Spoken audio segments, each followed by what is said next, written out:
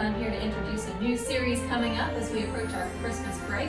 We're having the 12 Days of Christmas, and each day you'll get to have a new story read online that you'll get to come visit our pages and check out a new book. So today is day one of our 12 Days of Christmas series, and we're going to start with the Christmas Crocodile.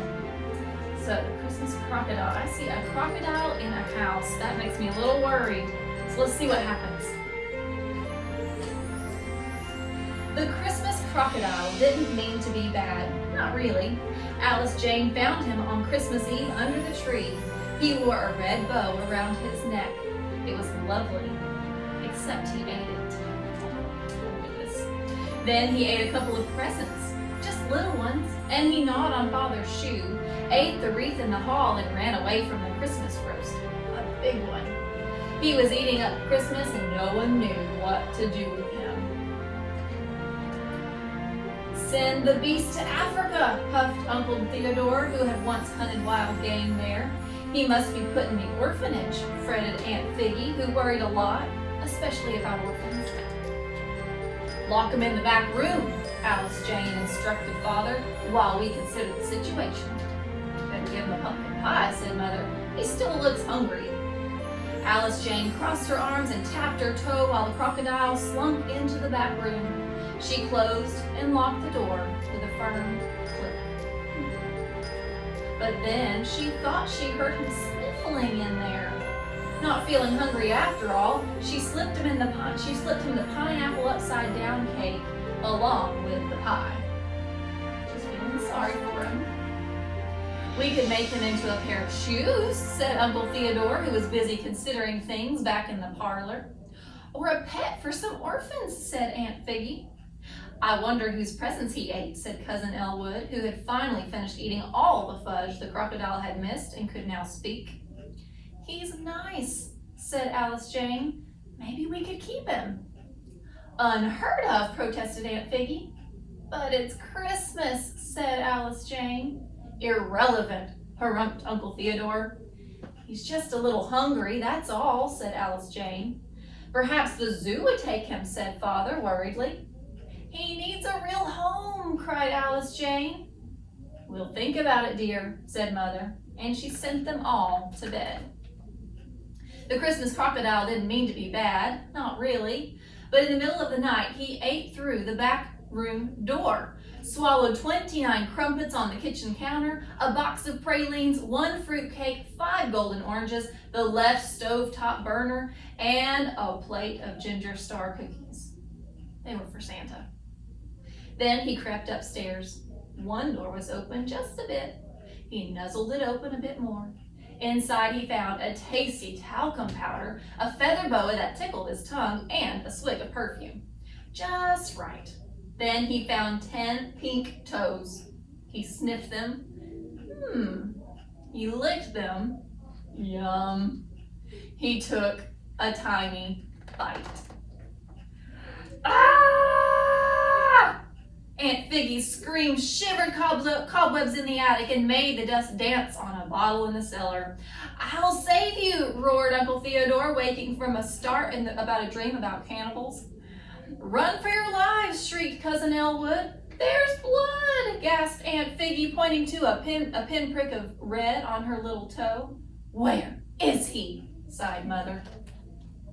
The Christmas Crocodile didn't mean to be bad, not really.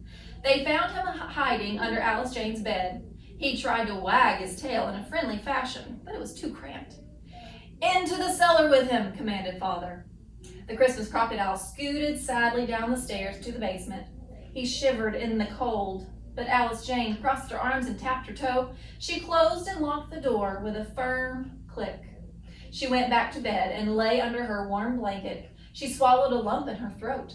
Somehow it didn't feel like the night before Christmas anymore. She slipped out of bed, her blanket held close, and crept quietly down the stairs to the basement.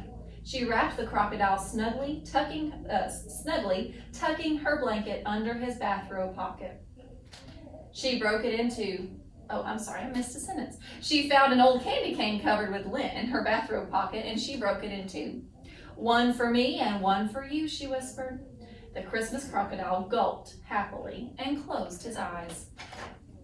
The cellar door creaked open. "You know, he could be an orphan," hissed Aunt Figgy, slipping inside.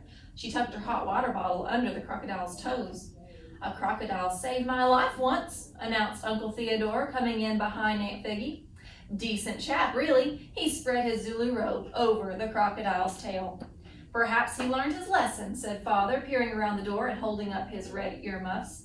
"Is it time to open the presents yet?" yawned Cousin Elwood, stumbling in. He patted the crocodile on the snout and fell asleep.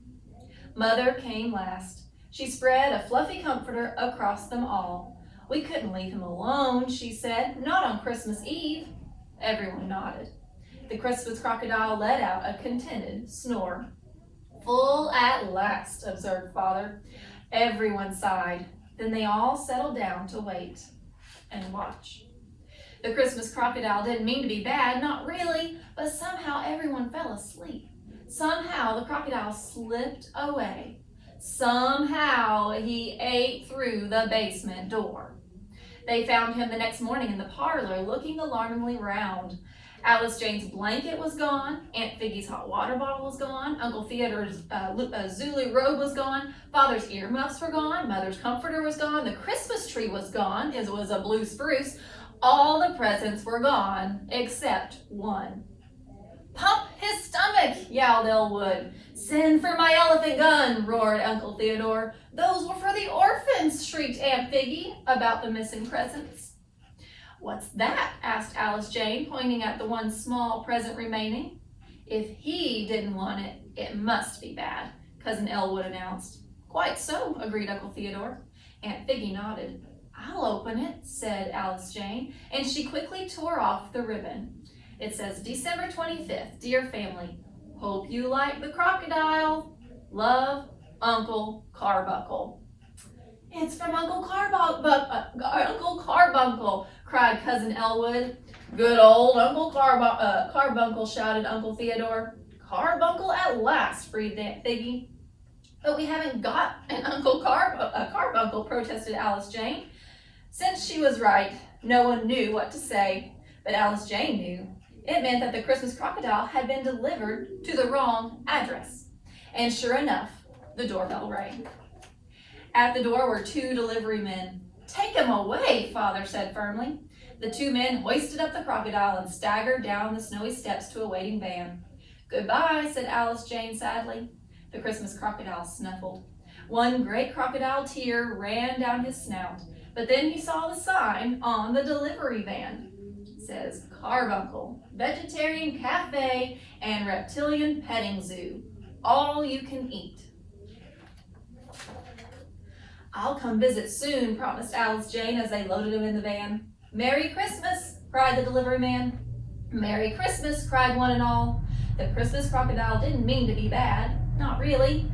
He waved his tail farewell, but as the van rounded the corner, it did look rather like a delivery man's cap in his jaws. "Well," sighed Mother, "peace at last." "Yes," agreed everyone, except Alice Jane, who didn't say a word.